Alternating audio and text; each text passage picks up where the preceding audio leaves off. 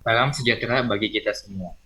Pada kesempatan kali ini, kami kelompok satu akan berbicara mengenai hal terkait dengan hukuman mati. Lanjut. Pada kesempatan kali ini, apa saja yang dibahas mengenai hukuman mati? Yang pertama, itu kita akan membahas tentang definisi hukuman mati, pengertiannya, dan menurut para ahli. Yang kedua, yaitu pandangan hukum dan negara tentang hukuman mati. Yang ketiga, yaitu pandangan kitab suci tentang hukuman mati. Dan yang keempat adalah contoh kasus hukuman mati di kehidupan nyata. Satu, definisi secara hukuman mati. Apa itu hukuman mati? Definisi secara umum. Hukuman mati adalah suatu hukuman atau vonis yang dijatuhkan pengadilan atau tanpa pengadilan sebagai bentuk hukuman terberat yang dijatuhkan atas seseorang akibat perbuatannya.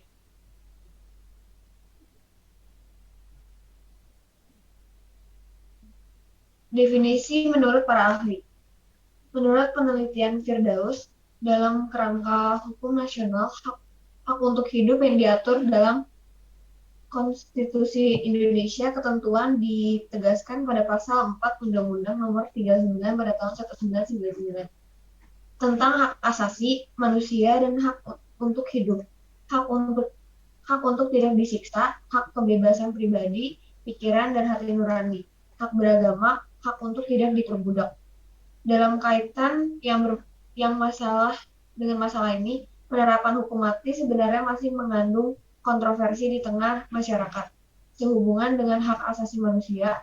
Karena itulah Balitbangkumhan melakukan penelitian tentang implementasi kebijakan hukum mati, ditinjau pada aspek HAM. Jelas Firdaus dalam kegiatan presentasi proposal penelitian implementasi kebijakan hukuman mati ditinjau dari aspek HAM.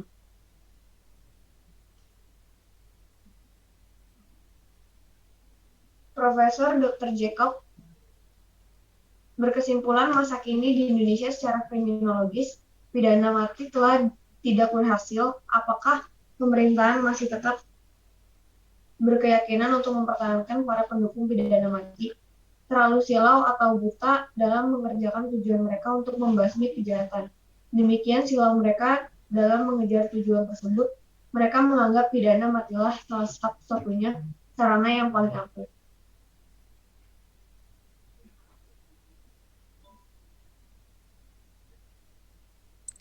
Dua, kita akan menjelaskan tentang pandangan konstitusi dan perundang-undangan terhadap hukuman mati, atau bisa disebut juga pandangan hukum dan negara ya. Amandemen kedua UUD 1945 menegaskan bahwa setiap orang berhak untuk hidup serta mempertahankan kehidupannya. Maka dari itu, dapat dikemukakan bahwa dari sudut pandang konstitusi, NKRI mengakui bahwa mencabut nyawa seseorang tanpa mempertimbangkan haknya untuk hidup merupakan hal yang dipandang negatif. Meskipun demikian, masih ada beberapa undang-undang di Indonesia yang mencantumkan hukuman mati sebagai salah satu bentuk hukuman terhadap tindak pidana yang tergolong berat. Undang-undang yang masih menetapkan hukuman mati sebagai bentuk hukuman tersebut antara lain: 1. KUHP pasal 104 tentang kejahatan terhadap keamanan negara dan pasal 340 tentang pembunuhan berencana. 2. Undang-Undang Nomor 26 Tahun 2000 tentang Pengadilan Hak Asasi Manusia, pasal 36, 37, dan 41. 3. Undang-Undang Nomor 5 Tahun 1997 tentang Psikotropika, pasal 59.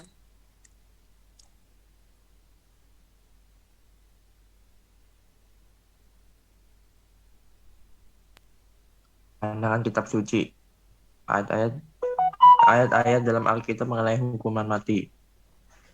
Dalam perjanjian lama, hukuman Musa merinci tak kurang daripada 36 pelanggaran pokok yang menuntut hukuman mati, atau perajaman, pembakaran, pemenggalan kepala, atau pencekilan. Hukuman mati dianggap setimpal sebagai hukuman untuk pembunuhan, seperti dinyatakan dalam perjanjian Allah dengan Nuh: barang siapa menumpahkan darah manusia, darahnya akan ditumpahkan oleh manusia, karena Allah menciptakan manusia menurut gambarnya sendiri.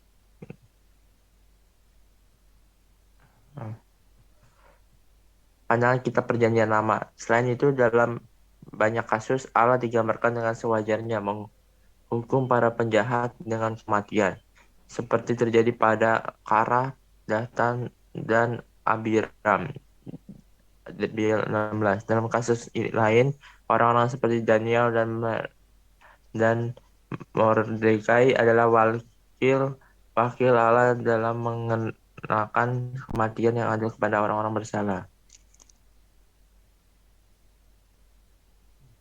Pandangan Kitab Suci Perjanjian Lama. Meskipun begitu, Allah seringkali menyatakan kemurahan ketika harus menjatuhkan hukuman mati. Contoh seperti Daud setelah ia melakukan perzinahan, Allah tidak menuntut supaya nyawanya diambil. Ayat 2 Samuel 11:15. Hal ini juga tampak saat kasus seorang wanita yang berzina di mana Yesus dicobai oleh orang Farisi.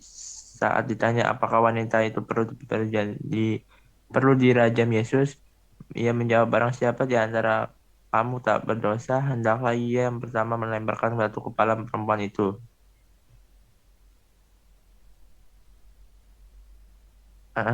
Dalam perdebatannya kaum Farisi, Yesus mengutip dengan persetujuan perintah yang nampaknya keras. Siapa yang mengutuki ayah atau ibunya pasti dihukum mati. Eh, balai balai dikatakan agama. Jadi intinya adalah Allah mengizinkan hukum mati khususnya terhadap orang-orang yang kejam dan jahat. Namun jika ada cara yang lebih baik dan lebih mengasihi, maka Allah mengambil jalan tersebut.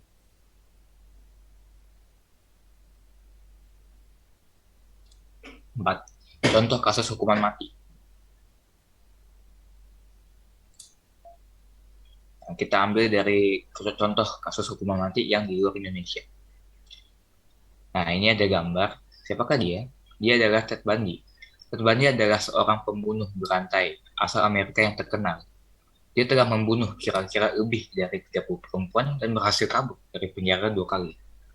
Bahkan ada sekiranya sampai 100 korban yang dia telah bunuh. Ted Bundy dapat sering menangkap mangsanya karena karisma dan parasnya yang tampan. Ia sering berpura-pura menjadi polisi untuk mendapatkan korban.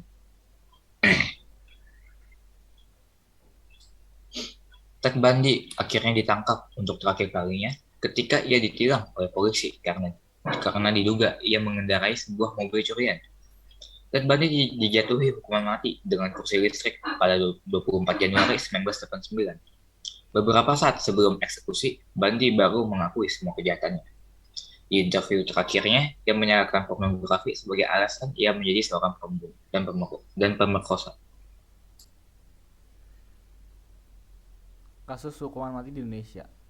Ingat dengan 3 orang ini, mereka adalah martir pertama Indonesia. Mereka bernama Fabianus Thibo, Domingos da Silva, Marinus Riwu. Mereka mati bukan atas kehendak yang maha kuasa, melainkan oleh arogansi otoritas penguasa. Kematian Fabianus Domingos dan Marinus juga menggemaskan lonceng kematian atau rasa keadilan di negeri ini. Kasus yang menjerat Thibo CS memang penuh dengan kontroversi ketidakadilan.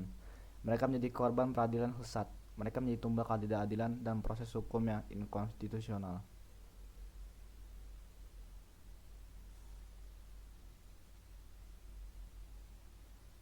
Konflik Poso. Penyebab atau akar dari konflik sosial yang terjadi di Poso, Wapres menjelaskan bahwa kasus Poso terjadi bukan karena masalah agama, namun ada rasa ketidakadilan. Awal mula terjadinya konflik karena ada demokrasi yang secara tiba-tiba terbuka dan membuat siapapun pemenang akan ambil semua kekuasaan.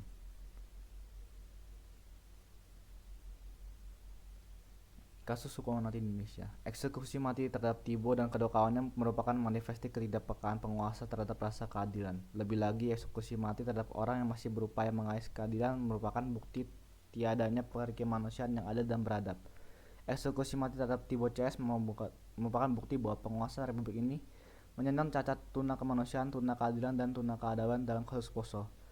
Di tengah maraknya desakan moral lintas agama dan tokoh-tokoh masyarakat maupun tokoh-tokoh agama serta pembela hak asasi manusia yang menolak hukum mati, penguasa negeri ini tetap saja memaksakan kehendaknya dengan tega menghabisi nyawa negara bangsanya. Kian jelas ketidakpekaan itu sebab secara hukum terdapat bukti kuat. Tibo CS hanya korban. Menurut catatan Antonius Sujata, Ketua Komisi Ombudsman Nasional, sejak awal Tibo CS menyangkal telah melakukan rangkaian perbuatan yang didakwakan. Bahkan pada saat kejadian, mereka tidak berada di tempat yang maksud. Fadil Tibo menyampaikan 16 nama orang yang menurut dia terlibat.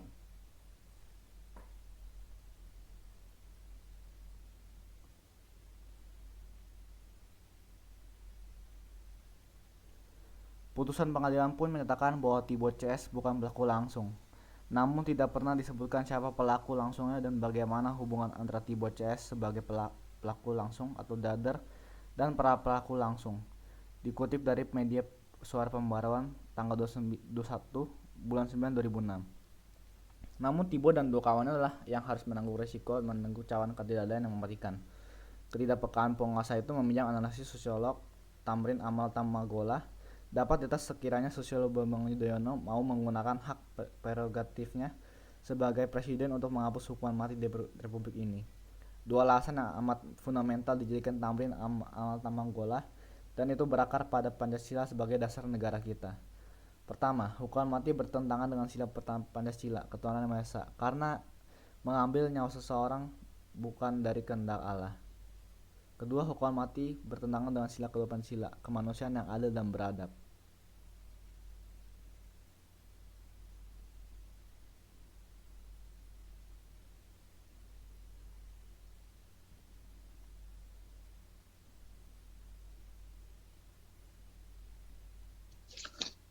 Yang kelima, pandangan kelompok mengenai hukuman mati.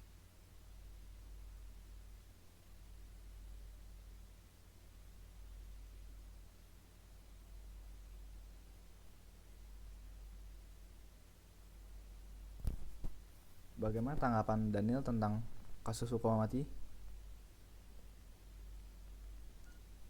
Ya, kalau menurut saya, hukuman mati itu tergantung pada seberapa tinggi tingkat kejahatan yang dilakukan oleh pelakunya tersebut. Jika hanya masalah atau perkara kecil, maka menurut saya tidak perlu. Tetapi jika memang bahaya dan dapat mengancam hidup banyak orang bila dibiarkan hidup, maka menurut saya tidak ada jalan lain selain untuk dijalankan hukuman mati. Terima kasih Daniel. Selanjutnya, Menurut saya hukuman mati merupakan hukuman yang merupakan pembalasan. Seseorang merupakan abdi Allah dan menjalankan hukuman Allah kepada mereka yang melakukan kejahatan. Terlebih lagi Allah memberi kuasa kepada negara untuk menghukum bagi siapa yang berbuat kejahatan. terima kasih Indra. Selanjutnya, bagaimana tanggapan Nah. Angel mengenai hukuman mati di Indonesia? Menurut saya, hukuman mati tidak pantas dilakukan kepada manusia apapun tingkat kejahatannya karena itu melanggar HAM dan lain-lain. Terima kasih Angel. Bagaimana tanggapan Marcel mengenai hukuman mati? Menurut saya, hukuman mati pantas dijatuhkan kepada individu yang sudah melakukan kejahatan yang tergolong berat. Jika kejahatannya digolongkan ringan dan dia tidak terlalu membahayakan situasi keamanan negara, saya rasa tidak perlu dijatuhkan hukuman sebagai hukuman mati. Tanggapan saya, menurut hukuman mati bisa dilakukan bagi orang yang melakukan kejahatan besar dan jika melakukan kejahatan itu berulang kali. Namun hukuman mati tidak sejalan dengan perintah Allah karena mengambil nyawa seseorang bukan dengan kehendak Allah sendiri. Selanjutnya Calvin, apakah ada tanggapan tentang hukuman mati? Menurut saya hukuman mati sangat pantas kepada orang yang melakukan kejahatan besar atau yang tidak bisa dimaafkan. Seperti salah satu contohnya adalah kasus Ted di mana ia membunuh dan dia menyatakan bahwa dia membunuh karena pornografi. Oleh sebab itu orang seperti dia pantas saja menerima hukuman mati seperti hukum yang berlaku. Terima kasih Calvin. Ya, menurut saya itu sekiranya dari kelompok kami. Terima kasih karena sudah mendengarkan dan menyimak. Terima kasih.